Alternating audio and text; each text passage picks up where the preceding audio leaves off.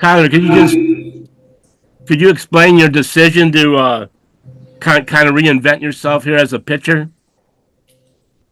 Sure. It was after I hadn't received a call in January, I would say of 24. I was actually sitting in the parking lot with my buddy, and he owns a gym down in College Station. I just looked at him. I said, "I think I'm going to pitch."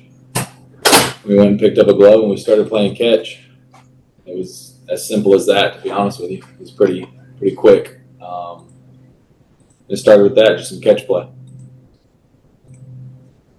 Tyler, how long has it been since you pitched competitively in a game? In an actual game, I would say I threw in a scrimmage at A&M in 2012. Or no, excuse me, 2010. That's probably the last, you know, actual game. So that was then. Other than that, high school. I closed in high school some. So your most recent experience regularly pitching was as a closer in high school. How many opportunities did you have, back then? Quite a few. I started a couple games as well, but I mean, in high school, everybody pretty much pitches or whatnot. But threw quite a bit then, and then whenever I got to A&M, I threw some bullpens, and at that point in my career, it wasn't really all the analytics weren't out about pitches and stuff, and two-way playing wasn't a real thing. So I was like, I enjoy hitting and playing the outfield and doing that. So that's the route that I stuck with. So, what is this challenge like for you, Tyler, to on this venture you're taking? Basically, just I would say pitching is obviously a whole different animal. You as a position player, you give the pitchers a hard time about just going back and forth about pitching or what's harder and this and that. And I've always respected the pitchers. It's just hard. It's a very different toll on your body. It's a completely different ramp up session as far as getting ready to go out there and do what you have to do, whether you're a starter, reliever, closer, whatever it may be. But just the challenge is learning what is going to work for me moving forward. This whole past year, I've done a lot of things just from back home with people close to me and reaching out to pitchers that I've played behind for the past 7 years. And it's just figuring out what works for me, what routine works for me in order to, project me forward fastest and safest and smartest way possible.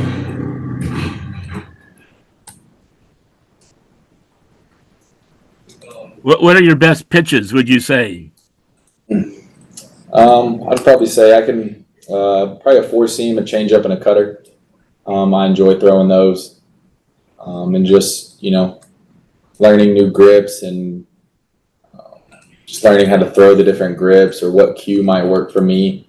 And like I said, I've been doing this for a year now, but I'm thankful to be somewhere where I would say, and from what I've heard, is number one in pitching development and just treating their pitchers, how they should be treated. And that's, what an opportunity I have to come into that, and this is also somewhere where I'm comfortable and I've been around and there's familiar faces. And I think it's a good recipe for success if done the right way.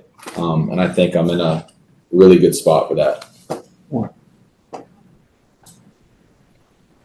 So Tyler, did you reach out to the that. Guardians? Is that how this happened? Say that again? Did you reach out to the Guardians? How did this even come to fruition? I had just from ex-players and coaches and stuff, I would send video out, and I don't know, so at some point I think some people started to realize that it was for real. And then I had thrown a pro day back in January, and things were starting to look better and better. And obviously my agent had reached out to teams and whatever, and obviously was very adamant on reaching out here just because the familiarity and the pitching development and it's just highly touted. And sent some videos, and then had a scout come and watch a bullpen down in College Station. Tyler, what's your velocity at on your fastball right now? If you had to put a number on it.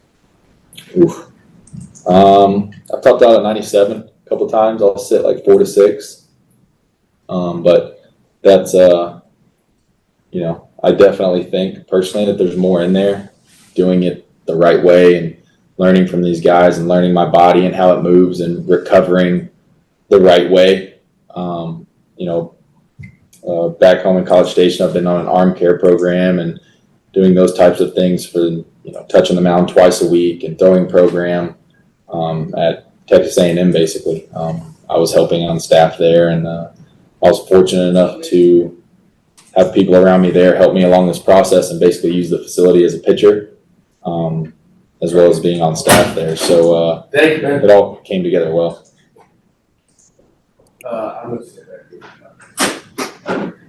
Tyler, what were some of the conversations that you had with the people around you when you were making this decision to come back to this organization, but also to convert over? As far as me and my family and friends, or with Cleveland? Personally. It really, I know it seems like a big transition and stuff, which it is, not making light of it at all, but it was a pretty simple thought. Like I said, I was just in the parking lot with my friend in the gym, and I was like, I think we're going to pitch. And he's very, his name's Clay Tillman. He owns a gym down in College Station as a strength coach, and we're very close, and he just literally every day, it was just him and I playing catch, him writing my strength program and doing everything. And I spoke with my family, hey, I'm going to pitch. And, they very supportive. And, if we were anywhere, my brother would play catch with me. If I had to get catch in or wherever I was, I would bring some kind of plyo balls or bands or something just to keep the arm moving. Cause my understanding is you always got to keep your arm moving, and make sure that, you keep your arm, up to speed if you're in order to do this. Tyler, welcome back to the organization. With just how similar pitching and outfield mechanics throwing wise are, how did you, how easy of a transition was this for you to start, ramping this up and, reaching towards this goal? I would say that the mechanics are very similar. Hitting also plays a part in it. Unfortunately, I was left-handed hitter, so I have to mirror the other side of my body, which I was able to do decently well. And,